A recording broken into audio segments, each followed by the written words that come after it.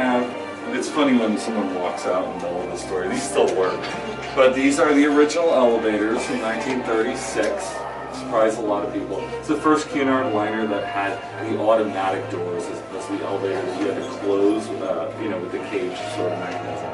So they're still very modern. They've been updated, the button paneling and the electronics and all of that. It was actually a coveted position among the stewards on the ship to be an elevator operator because you would just sit here and basically press a button all day while these wealthy celebrity types would hand you tips all day for practically doing nothing. So that was something you had to earn. It was kind of like being a valet in Las Vegas, a coveted position.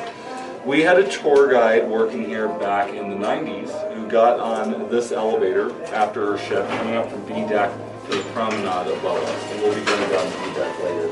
She got on these elevators, you can see the reflective surface, turned to face the doors as they were closing and saw a woman standing behind her, staring at her. So the employee turned around to apologize for getting on the elevator so abruptly and not saying hello, and there was no one standing behind her. So she turned to face the doors once again, and there was the same woman staring at her intently.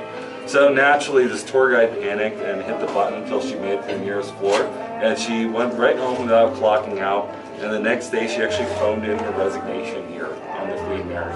So not the first or the last person we've had to literally quit their job at the hotel due to an unsettling paranormal experience. So feel free to take these elevators at any point. Honestly, it's like a time capsule. They're really a blast from the past. And they're very safe, I want to assure you guys.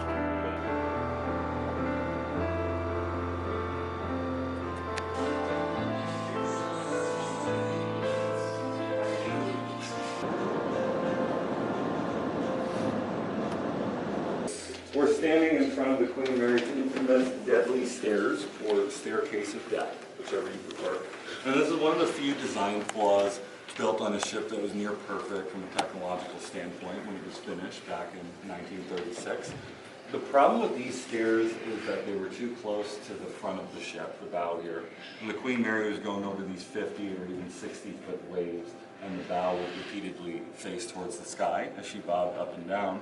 The staircase would go closer and closer to a vertical angle until, if you were walking on it, you'd be dangling off of this railing, and then when this 80,000-ton ship came back down and slapped the surface of the ocean, you would just go flying, or falling, I should say, into that wall down there, which it now had inconveniently turned into a floor.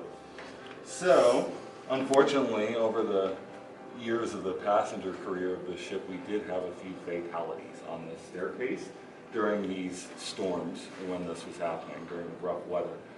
So nowadays this is known as a concentrated area for paranormal activity. So people see orbs here, that's another phenomenon reported, and shadow people as well going up and down the stairs. And we believe they're the victims of these accidents. So once again, the staircase of death, and we're going to walk down them.